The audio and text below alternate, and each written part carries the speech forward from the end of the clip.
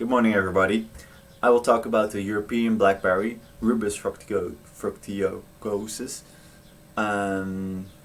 founded by Linnaeus.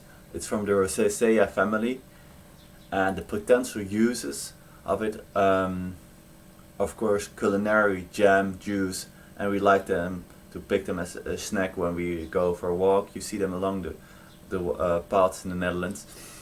The medicinal use for the aerial parts is that it's antioxidant, anti-carcinogenic, anti-inflammatory, antimicrobial, anti-diabetic, anti-diarrheal, and antiviral. It was already subscribed as a tea by the Romans for antidiarrheal. Adding to this, the berries also have a medicinal effect, which is that helps against arthritis, cancer, diabetes, cardiovascular diseases, Parkinson's disease, Alzheimer's disease, and aging in general. The cosmetic effect for the facial cleaning is mostly done by monoamine oxidase B, although also it's used for hair care products already in the industry to treat oily skin, acne, as well skin eruptions and burns. The aerial parts are also used mainly against skin aging and as a deodorant composition. All the aerial parts contain a lot of vitamins, steroids, lipids, and flavonoids, glycosides, terpenes, acids, and tannins. Oh, good, still 2 minutes. Antimicrobial properties it has, which is mostly done by the methanol extract. The antioxidant and anti-cancer activity is mostly by the natural antioxidants.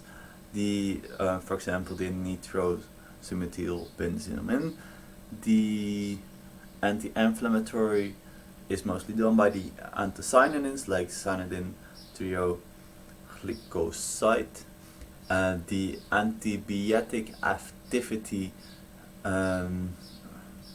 is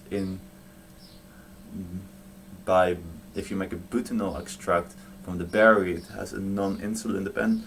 It's effective for non-insulin dependent diabetes, and if you make a tea from the aerial part, it's effective against metals dependent diabetes. It also has antiviral activity. Though there is not a lot known about this yet, it was already used in traditional herb medicine against influenza in combination.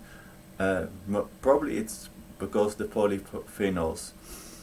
The neuropharmacological activity is that it has you have less fear. All these effects are dependent on the agrogeoclimatical factors. Thanks for listening.